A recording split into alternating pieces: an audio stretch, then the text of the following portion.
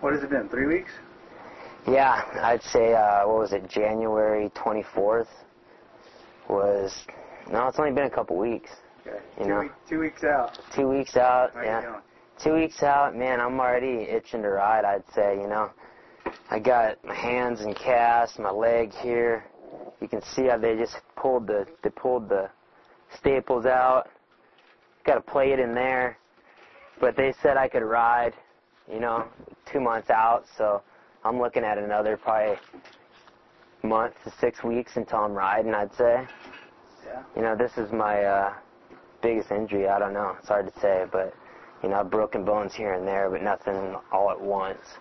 In my head, you know, it's like I want to ride, I want to come back, but who knows what's going to happen once I get on a dirt bike. I'm sure it's I'll be a little timid, but it's just a matter of time, be a couple months. Seems like every time I get hurt real bad, I'm like, oh, dirt bike, I can't ride no more. Was there a point when you said that? I think at the time I crashed and was sliding on the ice and my hip was clunking and they were strapping me on the stretcher and they were pulling on my leg and it was like an unbearable pain, like a pain that I've never felt. And when it kind of clicked in my head and I kind of looked up where I was at thinking, well, what am I doing? And this is, like, I almost died. Like, I just almost died right now. And then I start thinking, who really cares? Do they really care that I just did that? And you start tripping out a little bit. For about a half hour to an hour before I went into surgery, I was thinking, man, what am I doing? But to tell you the truth, they had me in surgery within 45 minutes, bolted back together. And by the time I got out of surgery, I was in the back of my head. I mean, how long can I ride? How long till I can ride again? And that was for about an hour, I'd say I had doubts, you know, if that. But once I woke up, I was just asking the doctor, man, how long until I can ride again? You know, that was my first question. And it's always in your head, I'm getting older, and, you know, is this going to be injury going to take me out? You know, the way I look at it is I grew up racing and grew up with a lot of challenges. I had to overcome a lot of obstacles coming from Nebraska and racing as a privateer. The way I look at this is just another challenge, another goal. I have another, you know, my goal is to come back and get right back to the top. And, you know, that's the way I look at it. I don't look at it as a setback, as an injury that's going to take me out. It's just going to be another challenge, I guess. So what went through your head in there? At what point did you know what was going wrong? Basically, right from the get-go, I wasn't totally confident because the jumps were built really bad. Like, the lips were really, just weren't built right.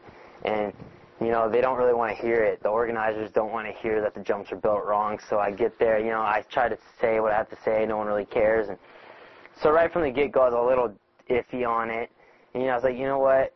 Just go for it. You'll be all right. Worst case scenario, you're going to slide out of it. So I line up for the jump. I was just in my head. I was going, you're going to stick it. You're going to stick it. And I just went for it. Did all the motions right. About halfway through, the bike was coming around, but really slow. And the front wheel was too high. And I was looking at the ground, and the front end wasn't coming around. And usually it's coasting in at this point. About 3/4 of the way through the trick, it coasts itself in, and it wasn't there. And I was thinking, all right, you're going to land on your back with the bike on you, or you're going to get away from it. And so I had to just get away from it. You know, 3/4 of the way through the trick, I got away, spun around. I was over jumping the landing, which really sucked because I didn't really hit a lot of tranny. So I fell from probably, I'd say, about 40 feet down onto the ice, and it just popped my femur and my wrist, and I just felt it like that. I mean, it was like, boom. I knew it was broken, and I just looked at my arms, and they were like S-turns, and I was like, man, this sucks, but that's the price you pay, you know. I was going for a move that was going to pretty much set the bar to where no one could touch it. You know, it wasn't about backflipping and battling with all those other guys. I set my mind before I even went there. I woke up one morning and was talking to Feist. I was all, you know what, I'm sick of battling with these guys. I'm going to go and set the bar so high that they're scratching their heads going, oh my God, I can't believe you just did that. And that's what my plan was, and this is the price you pay for moves like that, you know. That's what happened. I just got hurt seriously bad, and that's just what happens.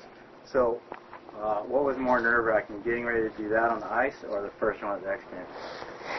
Man, I would have to say it's two different types of feelings, but they're both really nerve-wracking. I would say the one Man, almost the one at X Games was more nerve-wracking because I'd never done it before, and I didn't know what was going to happen. The one I honestly thought at Winter X I was going to pull it. I honestly, in my head, was pretty confident I was going to stick it. I knew my bike was running slow and the jump was terrible, but I had a feeling like in my head that I was going to make it. Otherwise, I would have never tried it. So I'd say Summer X Games was scarier because I didn't know what the hell was going to happen. I just kind of threw it out there. So in the time between Summer X and Winter X, I know you said you did a bunch of twists into the foam pit. Had you done any more on dirt since then?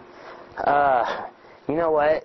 I've never did another 360 on dirt since Summer X, just because the lack of competitions and there's really nothing going on. And to tell you the truth, our sports get into those moves that are so gnarly that they're moves you don't just go and do every day. I mean, they're just moves you just don't go and try every day because the risk factor is so high. And I'm sure one day that trick will be mastered, but right now it isn't.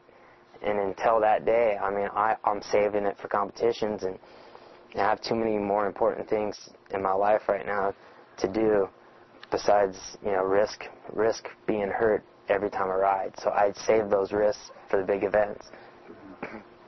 So I always wondered this when people have two casts. Yep, I'd say basically I just got married a couple months ago, and this is where it pays off. I would say, people say, "Oh man, you're getting married," or whatever. To tell you the truth, right now that was probably the best thing I could have ever done.